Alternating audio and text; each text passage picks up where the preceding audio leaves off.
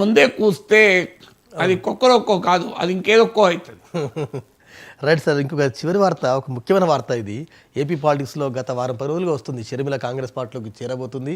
నేడు రేపు డేట్ కూడా ఫిక్స్ చేస్తున్నట్టు కొన్ని పత్రికలు రెగ్యులర్గా వారం 10 రోజులు రాస్తున్నాయి. ఇవాళ ఇంట్రెస్టింగ్ వార్త ఏంటంటే ఆంధ్రజ్యోతి హైలైట్ చేసింది, ప్లీజ్ ఏపీకి రావద్దు చెల్లి అని జగన్ తన బాబాయ్ వైవి సుబ్బారెడ్డిని రాయబారానికి పంపినట్టు, షర్మిల దాన్ని రిజెక్ట్ చేసినట్టు పెద్ద ఎత్తున వీళ్ళ హైలైట్ చేశారు. నిజంగా ఆ రాయబారం జరిగి ఉండొచ్చా, లేకుంటే దానిలో ఏ మేరకు వాస్తవం ఉందండి? నాకేమి, నేనేం జగన్ ఇంట్లో నాకు కాంటాక్ట్ లేవు. సో ఆంధ్రజ్యోతి రాసింది అంటే ఆంధ్రజ్యోతి కొంత షార్ప్ జర్నలిజానికి పేరు, కానీ అదే సమయంలో అందరికీ తెలుసు ఆంధ్రజ్యోతి స్టాండ్ ఏంటి అని. సో జగన్కు అనుకూలంగా ఆంధ్రజ్యోతి రాయదు కదా. సో అందువల్ల ఈ వార్త నిజమా అబద్ధమా మనం చెప్పలేము. రైట్. కానీ షర్మిల రాక ఆంధ్రప్రదేశ్ రాజకీయాల్లో జగన్కి ఎంతో కొంత ఇబ్బంది అయితే ఇస్తుంది. సో ఇప్పటికిప్పుడు జగన్మోహన్ రెడ్డి పని అయిపోయింది, షర్మిల వస్తే జగన్మోహన్ రెడ్డి ముఖ్యమంత్రిగా ఓడిపోతాడు, చంద్రబాబు పవన్ కళ్యాణ్ చేయని పని షర్మిల చేస్తుందని నేను అనడం లేదు. కానీ ఎంతో కొంత ఇబ్బంది అని ఎందుకు అంటున్నా అంటే, ఒకటి జగన్మోహన్ రెడ్డికి ఏ పొలిటికల్ లెగసీ ఉందో షర్మిలకు అదే ఉంటుంది, రాజశేఖర్ రెడ్డి వారసత్వం. రెండు, వ్యక్తిగతంగా చెల్లి గనక జగన్ కోసం పాదయాత్ర చేసి రాజన్న బిడ్డను జగనన్న వదిలిన బాణం అంటూ క్యాంపెయిన్ చేసింది. అవును. సో జగన్మోహన్ రెడ్డి కష్టాల్లో ఉన్నప్పుడు, జైల్లో ఉన్నప్పుడు షర్మిల ఆయనకు అండగా నిలిచింది. కానీ జగన్మోహన్ రెడ్డి అధికారంలోకి వచ్చాక షర్మిలకు ఏ రాజకీయపరమైన రీహాబిలిటేషన్ లేదు, ఆమెకు ఏ రాజకీయపరమైన గుర్తింపు రాలేదు. ఆమె కూడా రాజశేఖర రెడ్డి బిడ్డే, రాజకీయాల పట్ల ఆసక్తి ఉన్నది. ఆసక్తి ఉంది కనుకనే అంత సుదీర్ఘ పాదయాత్ర చేయగలిగింది, మామూలు విషయం కాదు కదా. అవునండి. సో ఈ జగన్ కోసం పాదయాత్ర, తన కోసం తాను పాదయాత్ర చేయడం ఈజీ, అన్న కోసం పాదయాత్ర చేసింది. సో ఇవన్నీ కూడా ప్రజల్లో ఉంటాయి. మరి నీ కోసం అంత పాదయాత్ర కష్టపడితే ఆమెను ఏదో రూపంలో నీవు రాజకీయంగా గుర్తింపు ఇవ్వకూడదా అనే ప్రశ్న ముందుకు వస్తుంది. అది జగన్మోహన్ రెడ్డికి చాలా ఎంబరాసింగ్గా ఉంటుంది, ఆన్సర్ ఉండదు దానికి. సో లోపల ఏం జరిగిందో మనకు తెలియదు, షర్మిలకు ఏదైనా ఆఫర్ చేస్తాం తీసుకోలేదా అవన్నీ మనకు తెలియదు. కానీ బయటికి మాత్రం అర్థమైంది ఏంటి, షర్మిలకు ఏ రకమైన రాజకీయ గుర్తింపు వైఎస్ఆర్ కాంగ్రెస్ జగన్మోహన్ రెడ్డి రాజకీయ ప్రస్థానంలో మనకు కనిపించలేదు.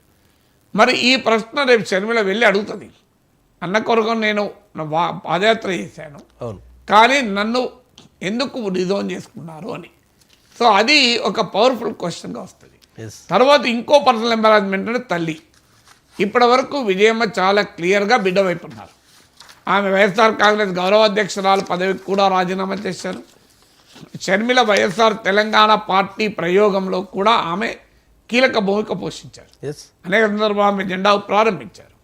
రేపు కొడుక బిడ్డ ఏదో ఒక వైపు ఉండాల్సిన పరిస్థితి ఆంధ్రప్రదేశ్కి వస్తే ఉంటుంది, లేదా తటస్థంగా ఉండాలి.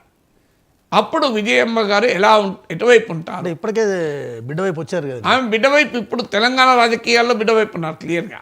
రేపు ఆంధ్ర రాజకీయాల్లో ఎలా ఉంటారు? కానీ కొన్ని వర్గాలు చెప్పేది ఆమె ఆ పరిస్థితి రావాలని కోరుకోదు, ఆ పరిస్థితి రాకుండా నివారిస్తుంది సాధ్యమైనంత. తప్పనిసరి అయినప్పుడు ఆ బిడ్డ వైపే ఉంటుందని కూడా వార్తలు వస్తాయి. అంటే ఇప్పటికే వైసీపీకి తను గౌరవాధ్యక్షులుగా రాజీనామా కూడా చేశారు. అనేది తటస్థంగా కూడా ఉండొచ్చు కదా, బిడ్డ వైపు ఉండాలని లేదు. నేను ఆంధ్రప్రదేశ్ రాజకీయాల్లో నువ్వు ఎంటర్ అయితే నేను దానికి దూరంగా ఉంటాను అని కూడా అనొచ్చు. కానీ ఒకవేళ తల్లి కూడా విజయమ్మ గారు కూడా వచ్చి షర్మిలకు మద్దతుగా ఉంటే మాత్రం అది ఇంకా ఎంబరాసింగ్గా ఉంటుంది జగన్మోహన్ రెడ్డికి. అంటే మన భారతీయ సమాజం కూడా చాలా సెంటిమెంటల్ సమాజం. అంటే తండ్రి అర్ధాంతరంగా చనిపోతే అప్పటిదాకా రాజకీయాల్లో ఏమీ లేని ఒక సాధారణ ఎంపీగా ఉన్న జగన్మోహన్ రెడ్డి పట్ల ఇంత పెద్ద ఎత్తున స్పందించిన సమాజం ఇది. అంటే ప్రజలు చాలా ఎమోషనల్ మన దేశంలో. అది రేపు తల్లి చెల్లి ఎమోషన్ కూడా ఆంధ్రప్రదేశ్ రాజకీయాల్లో పండితే జగన్ చాలా కష్టమైతే ఇప్పుడు ఉన్నట్టుండదు. తర్వాత జగన్మోహన్ రెడ్డి పార్టీలో ఉన్న వాళ్ళంతా గతంలో కాంగ్రెస్ పార్టీ ఉన్న వాళ్ళే.